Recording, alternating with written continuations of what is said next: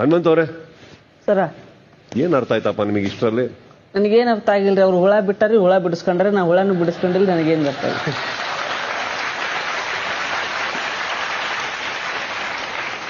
ಈ ವೇದಿಕೆಯಿಂದ ಒಂದ್ ಮಾತು ಹೇಳಲ್ಲ. ಈಗ ಈ ಸಿಚುವೇಶನ್ ಏನು ಇದರಿಂದ ಅರ್ಥ ಆಯ್ತು ಅಂತ ನಿಮ್ಮೆಲ್ಲರಿಗೂ ಕೇಳಿದಾಗ ಎಕ್ಸ್ಟ್ರಾರ್ಡನರಿ ಆನ್ಸರ್ ಕೊಟ್ಟಿದ್ದು ಹನುಮಂತು ಒಬ್ರೆ.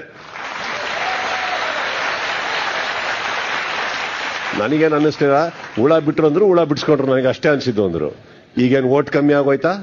ಇಲ್ಲ ಮನೇಲಿ ಎಲ್ಲರೂ ಅವನ ಮೇಲೆ ತಿರುಗಿ ಬಿದ್ದುಬಿಟ್ಟು ಜಗಳ ಮಾಡಕ್ ಹೋಗ್ತೀರಾ ಬ್ರೇಕಲ್ಲಿ? ಚೈತನ್ಯ ಚೂರು ಈ ಕಡೆ ಬನ್ನಿ, ಬಾ ತ್ರಿವಿಕ್ರಮ್ ಈ ಕಡೆ ಬನ್ನಿ.